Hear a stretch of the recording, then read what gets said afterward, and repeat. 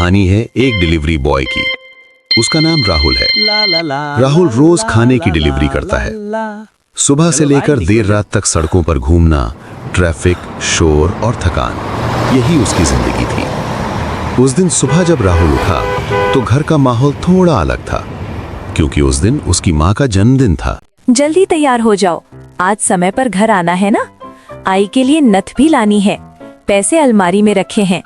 राहुल ने हाँ में सिर हिला दिया। हाँ भाई, मैं आज जल्दी आ जाऊंगा, चिंता मत करो। दिन भर राहुल ने हमेशा की तरह डिलीवरी की। समय धीरे धीरे निकलता गया। शाम के करीब 7:45 हो चुके थे। राहुल अपनी आखिरी डिलीवरी पूरी कर चुका था।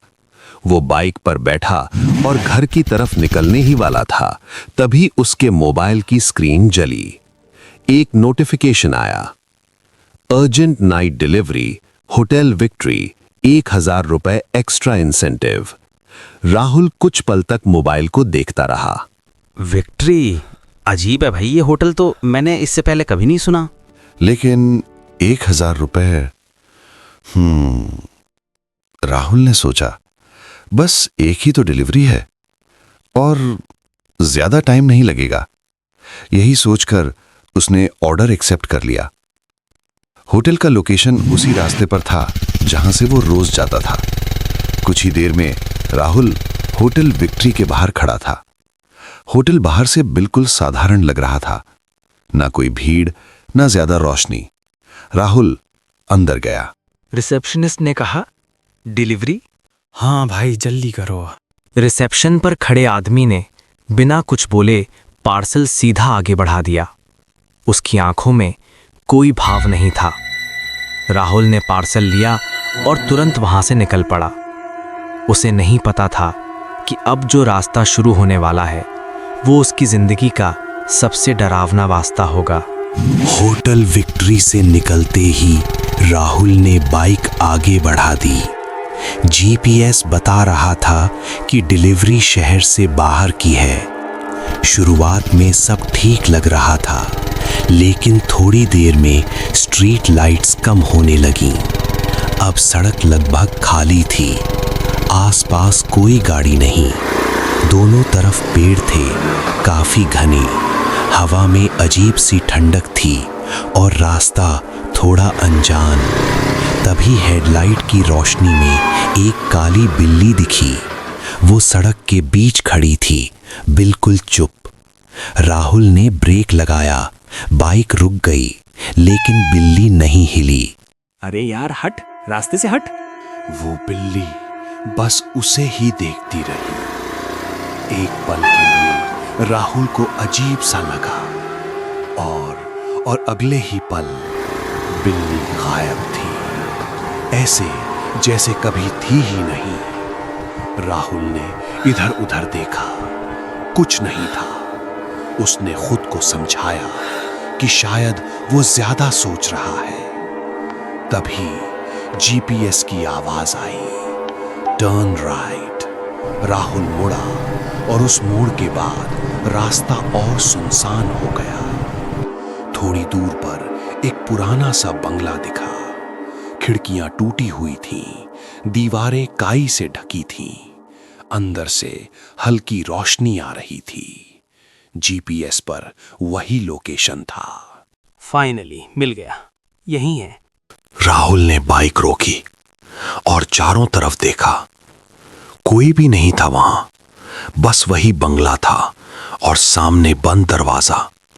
उसने पार्सल हाथ में लिया और धीरे धीरे दरवाजे की तरफ बढ़ा।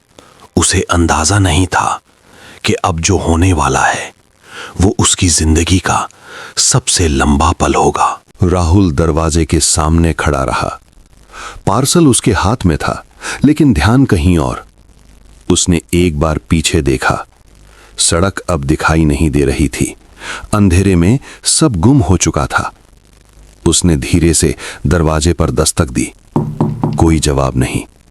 उसने दोबारा दस्तक दी, इस बार थोड़ा जोर से। फिर भी कुछ नहीं। राहुल ने दरवाजे को हल्के से धक्का दिया। दरवाजा बिना आवाज के अपने आप खुल गया।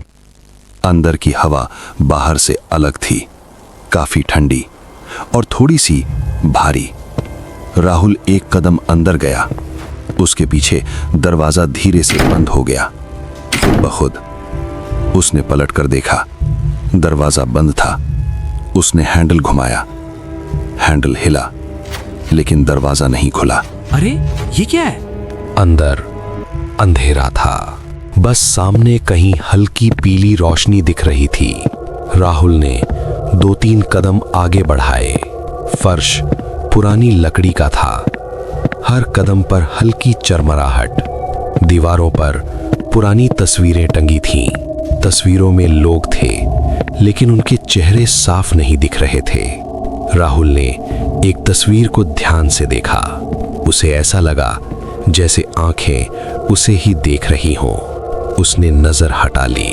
हॉल में एक अजीब सी गंध थी, पुरानी चीजों की और कुछ और। राहुल का मन अब वापस जाने का था, लेकिन सामने से हल्की सी आवाज आई, जैसे कोई चल रहा हो। आवाज घर के अंदर से आ रही थी। राहुल वहीं रुक गया, सांस रोके हुए। उसने आवाज लगाने की कोशिश की। हेलो, कोई है वहां? हेलो। कोई जवाब नहीं, बस वही आवाज धीरे धीरे पास आती हुई। राहुल को अब समझ आ रहा था कि इस घर में वो अकेला नहीं है। आगे राहुल के साथ क्या हुआ, सच जानने के लिए अभी सब्सक्राइब करो। वीडियो को लाइक करना मत भूलना, क्योंकि आपका एक लाइक और सब्सक्राइब हमें और जबरदस्त वीडियोस बनाने की ताकत देता है।